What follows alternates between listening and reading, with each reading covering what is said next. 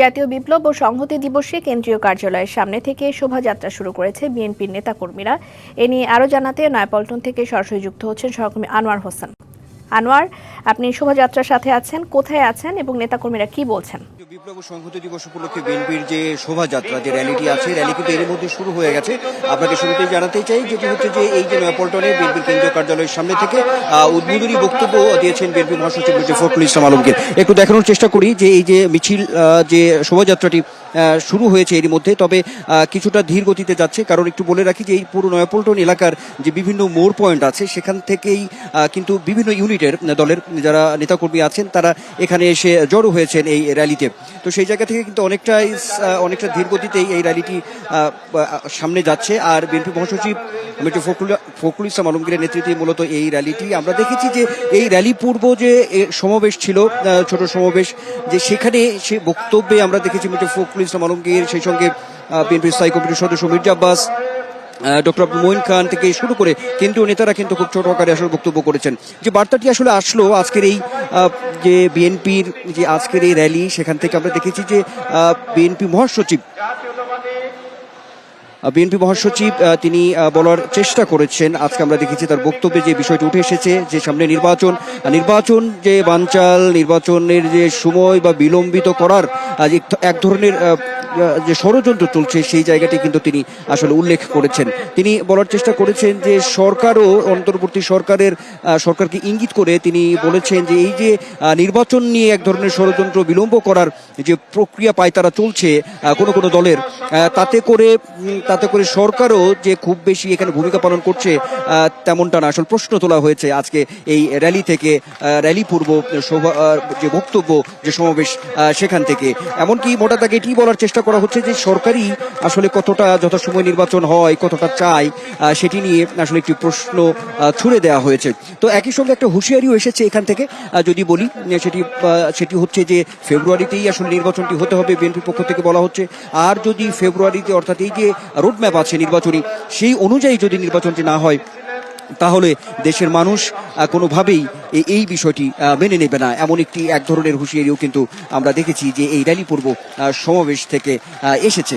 একই সঙ্গে বলার চেষ্টা করা হচ্ছে, আমরা দেখেছি অন্যান্য নেতারা বলছেন যে কোনো দল যে তারা দিয়ে দাবি তুলছেন বা কোনোভাবে তারা বলার চেষ্টা করছেন, বিএনপিকে ইঙ্গিত করে বলার চেষ্টা করছেন যে গণতন্ত্র নিয়ে এক ধরনের ষড়যন্ত্র করছে বিএনপি, এমন যে বিষয়গুলো আছে, এমন কিছু তথ্য এখানে উল্লেখ করে নেতারা বলছেন যে দলটি বিএনপিকে নিয়ে এই সমস্ত কথা বলছে, তারা নিজেরাই আসলে দেশের স্বাধীনতা, সার্বভৌমত্ব আসলে তারাই আসলে চায় না, ষড়যন্ত্র করছে তারাই বরঞ্চ এই স্বাধীনতা, সার্বভৌমত্বের হুমকি, এমনটাও কিন্তু আমরা দেখেছি যে বলার চেষ্টা করা হয়েছে। তার মানে এখানে একটি বিপুল সমাগম আজকে হয়েছে জাতীয় বিপ্লব ও সংহতি দিবস উপলক্ষে। বিএনপির যে আয়োজন আমরা দেখেছি যে ঢাকা মহানগর দক্ষিণ উত্তর বিএনপি আয়োজিত আজকের এই র্যালি, এরই মধ্যে র্যালিটি ধীর গতিতে কিন্তু এগিয়ে যাচ্ছে। একটু বলে রাখি যে এখন পর্যন্ত এই নয়াপল্টনে কেন্দ্রীয় কার্যালয়ের সামনে আমরা দেখছি যে এখানে বেশ বিপুল সংখ্যক যে নেতাকর্মী এখানে আছেন, বিভিন্ন ইউনিটের নেতাকর্মীরা এখানে আছেন।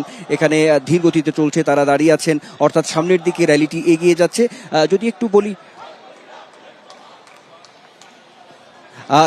বলে রাখি সেটি হচ্ছে যে এখন নাইটিঙ্গেল মোড় থেকে শুরু করে এদিকে আমরা ফকিরা পুল পর্যন্ত, এদিকে একেবারেই সামনে কিন্তু মোটামুটি যতদূর চোখ যাচ্ছে আমরা দেখছি যে বিভিন্ন নেতাকর্মী এই র্যালিতে কিন্তু অংশগ্রহণ করেছেন। আমরা আরো বিস্তারিত জানবো নিশ্চয়ই আপনার মাধ্যমে দর্শকদেরকে আমরা জানাতে চাই। আমাদের সহকর্মী নাইটিঙ্গেল মোড় ওই দিকটায়, অর্থাৎ এই এলাকায় আছেন, যে আমাদের সহকর্মী পার্থ আছেন সেখানে নাইটিঙ্গেল মোড় এলাকায়। আমরা পার্থর কাছে যাব। পার্থ নিশ্চয়ই আরো এই র্যালির যে কোথায় গিয়েছে বা কত দূর পর্যন্ত নেতাকর্মীদের এই র্যালির যে অংশগ্রহণ করেছেন সেই তথ্যটি আমরা জানবো।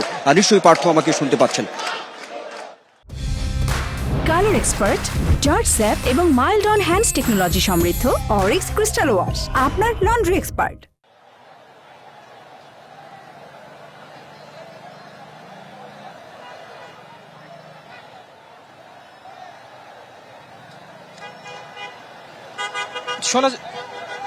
জাতীয় সংহতি দিবস পালন করছে জাতীয়তাবাদী দল বিএনপি।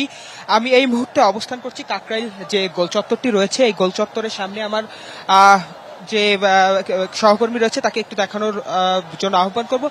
লোকে লোকারণ্য হয়ে রয়েছে কিন্তু এই পুরো যে জায়গাটি, বিএনপির পূর্ব ঘোষিত কর্মসূচি অনুযায়ী আজ তাদের যে বর্ণাঢ্য র্যালি, সেই র্যালি কিন্তু দুপুর 3টা থেকে শুরু হওয়ার কথা থাকলেও যথাসময়ে শুরু হয়নি। 4টার সময় কিন্তু আমরা দেখতে পাচ্ছি সেই র্যালিটি শুরু হয়েছে এবং র্যালি পূর্ববর্তী যে সমাবেশ, সেই সমাবেশে মির্জা ফখরুল ইসলাম আলমগীর এবং স্থায়ী কমিটির বেশ কয়েকজন নেতা কিন্তু দেখেছি সেখানে বক্তব্য রাখছেন। এবং সবশেষে যদি আমি একটু বলি, আজ এই র্যালিতে ঢাকা মহানগর এবং ঢাকার আশেপাশের বিভিন্ন জেলা উপজেলা থেকে তাদের নেতাকর্মী কিন্তু এখানে এসেছেন। তাদের সঙ্গে আমরা কথা বলেছি, তারা বলছেন দীর্ঘ সময় যে ফ্যাসিস্ট আমল, সেই ফ্যাসিস্টের সময় কিন্তু তারা এই দিনটি, এই ঐতিহাসিক দিনটিকে কিন্তু সেভাবে স্মরণ করতে পারেনি। তবে এবার তারা যেভাবে উৎসাহ উদ্দীপনা নিয়ে দিনটিকে পালন করছে, এটি আসলেই তারা বলছেন এটি ভালো কিছু বয়ে নিয়ে আসবে। যেহেতু সামনে নির্বাচন, সেই নির্বাচনেও এই আজকের এই ঐতিহাসিক 7 নভেম্বরের দিনটি যে প্রভাব, সেটি কিন্তু বিস্তার করবে। আরেকটি বিষয় যদি জানিয়ে রাখতে চাই, এই যে 7 নভেম্বরের ঐতিহাসিক দিনটি পালন করছে বিপ্লব এবং যে দিনটি, এই দিনে যে নেতাকর্মী এখানে উপস্থিত হয়েছে, এই নেতাকর্মীদের একটি বড় অংশ কিন্তু কিছুদিন আগে জানেন বিএনপির সম্ভাব্য প্রার্থী তালিকা ঘোষণা করা হয়েছে। সেই প্রার্থীদের একটি বড় অংশ কিন্তু আমরা দেখেছি তাদের অনুসারীদেরকে নিয়ে এই জায়গাটিতে এসেছেন এবং মিছিল দিচ্ছেন, স্লোগান দিচ্ছেন। তাদের যে দীর্ঘ দিনের আশা প্রত্যাশা আকাঙ্ক্ষার জায়গা, সেই জায়গাটি মূলত তুলে ধরছেন। আমি যদি একটু জানিয়ে রাখতে চাই, এই বর্ণাঢ্য র্যালি শুরু হয়েছে বিএনপির কেন্দ্রীয় যে কার্যালয় রয়েছে নয়াপল্টন, সেই কেন্দ্রীয় কার্যালয় থেকে কিন্তু শুরু হয়ে এই র্যালিটি কাকরাইল মোড় হয়ে, মগবাজার হয়ে, বাংলা মোটর এবং সবশেষ কারওয়ান বাজার গিয়ে কিন্তু তাদের এই বর্ণাঢ্য যে র্যালি, সেই র্যালি কিন্তু শেষ হবে। এবং এই র্যালি থেকে তারা বলছেন যে তরুণদের যে ভোট, সেটি যেন ধানের শীষে হয় এবং নির্বাচনটি যেন সুষ্ঠু সুন্দরভাবে বাংলাদেশের মানুষ দিতে পারে, সেই বিষয়টি কিন্তু তারা নিশ্চিত করছেন। এই ছিল কাকরাইল মোড় থেকে আমার কাছে সর্বশেষ। পার্থ, আপনাকে ধন্যবাদ। সেই সাথে আনোয়ার হোসেন আমাদের সাথে যুক্ত হয়েছিলেন এর আগে, ধন্যবাদ তাকেও।